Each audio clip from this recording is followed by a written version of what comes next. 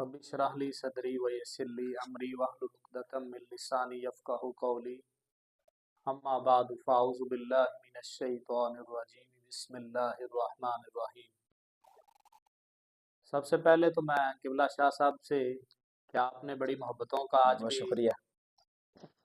और आज कल जो हमने ये थोड़ी सा पैगाम दिया जी कि इत्तिकाफ़ के हवाले से जो है ना वो मैंने कल ये जिक्र किया था कि एक वजीफा जो है ना वो खास आप इत्तिकाफ बैठने वालों को जी ओके, और ये एक खास वजीफा है कि इत्तिकाफ बैठने वालों के लिए जी एक तो वो फजर की नमाज जब सुन्नतें अदा कर लें जी फजर की सुन्नतों और फर्जों के दरमियान कोशिश करें 41 मरतबा सूरतुल फातिहा पढ़ें माशाल्लाह। बिस्मिल्लाह को मिला के जी यानी बिस्मिल्लाहिर रहमानिर रहीम बिल्हम्दुलिल्लाहि रब्बिल आलमीन हर हर दफा ये जी इससे एक तो ये हमारे शेख उनकी तरफ से ये पैगाम था कि इसके पढ़ने से ना जो बंदा बहुत सारी बीमारियों से बच जाता है। वाह वाह।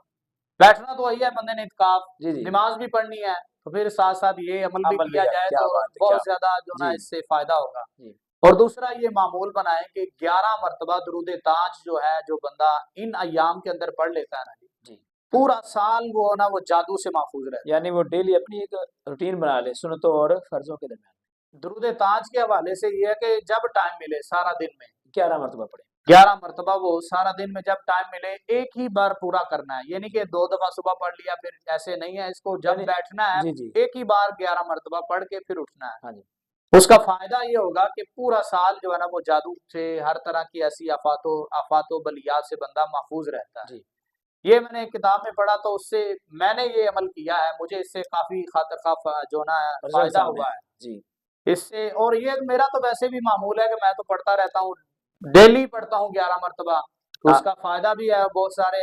और दूसरा एक किताब में मैंने ये पढ़ा था कि जो बंदा अपना मामूल बना लेता है डेली 11 मरतबा जी तो वो जिस काम के लिए नियत करता है अल्लाह उस काम में आसानी पैदा कर देता सुभान है।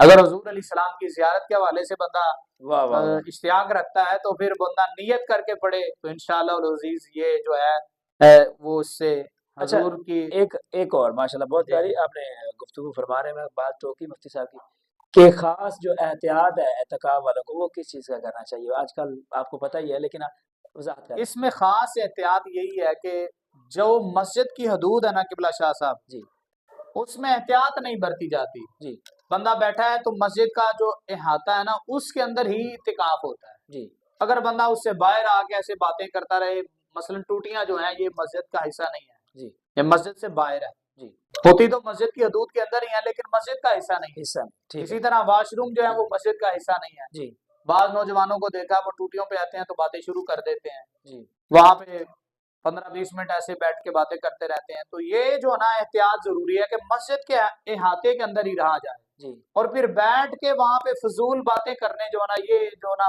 अगर फजूल बातें ही करनी है ना तो फिर इत्तिकाफ बैठने का मकसद कोई नहीं है। अच्छा एक और बहुत चीज सारे किबला शाह साहब मैंने देखा नौजवानों को जो ये पैगाम लेके कहते हैं जी चलो 10 दिन जो है ना वो हमें काम काज ना करना पड़े, जान छूट जाए तो हम इत्तिकाफ बैठ जाएंगे, जी ऐसे बैठने का फायदा कोई नहीं है। एक और क्वेश्चन है जो शौकिया लोग बैठते हैं जी जी कि जी बड़ा शौक है जी इनके जी बारे में सिर्फ शौक लेके बैठ गया या कोई और चीज उसमें होनी चाहिए। ये शौकिया जो बैठ रहे हैं ना उनके लिए जो ना जिस मस्जिद में बैठ रहे हैं इमाम मस्जिद जो है उनके लिए एक पैगाम है कि अगर वो शौक लेके आ गए हैं तो उनको इमाम मसाजिद जो है ना उनके लिए मेरा ये पैगाम है पूरे कि साल का वो शौक अब बिठा ले। उनको जो ना 10 दिन टाइम दे रहे हैं। वाह वाह वाह। अब इमाम मस्जिद भी उनको 10 दिन टाइम दे, जी 10 दिन के अंदर जो ना वो उन बच्चों के अंदर कुछ ना कुछ तो तब्दीली आनी चाहिए ना, जी तो पता चले कि ये बच्चा इत्काफ बैठा है, बच्चे को नमाज आ जाए।